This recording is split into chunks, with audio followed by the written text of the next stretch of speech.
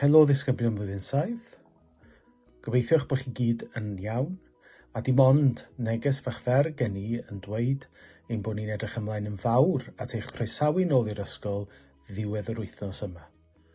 Gobeithiwch bod chi hefyd wedi cael blas ar y gwaith mae'r athrawon wedi bod yn ei osod i chi bob dydd. Noswaith dda. Hello everyone, and please excuse the Sunday look. Could I start by saying a huge thank you to all of you for your support over the past week. I appreciate that the messages that you had from us last Sunday didn't give you much notice to arrange childcare for the next 14 days. I know that work has been posted every day online for your children to complete, and I hope they managed to do so without too much difficulty.